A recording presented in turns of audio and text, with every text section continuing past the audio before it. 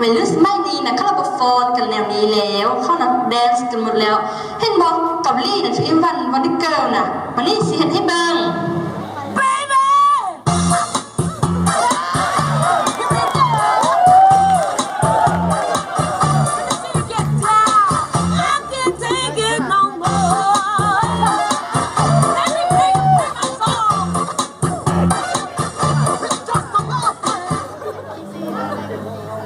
สโตบองอย่างนั้นเหมือนกับว่าชื่อเมนยูยุคสมัยมันเปลี่ยนไปแต่ว่าเราเป็นคนลาวเราก็ต้องรักษาวัฒนธรรมฮิตของประเพณีของเราเอาไว้เบิ่งแม่คณะฝรั่งเขากันอย่างมากก็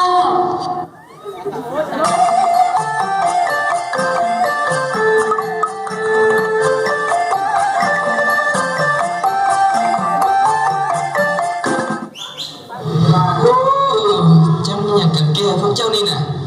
เสียนเก่าเหลือนใหม่มันก็ได้คุยกันหมดทั้งแหละสิมาแบ่งแยกกันเฮ็ดหยังเราเป็นคนลาวนำกันมาเพียงใจสามัคคีกันดีกว่ามาเต้นนำกัน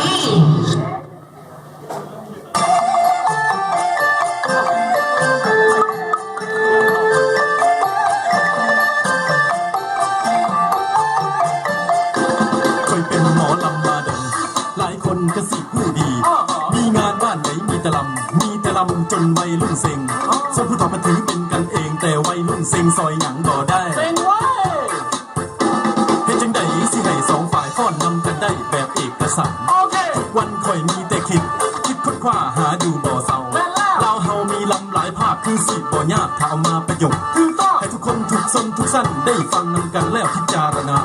ว่าอายหวาขนาดฝรั่งซื่อแทนข้ามฝั่งแต่เป่าบ้านเขาเอาหอดลำสีเป็นดอก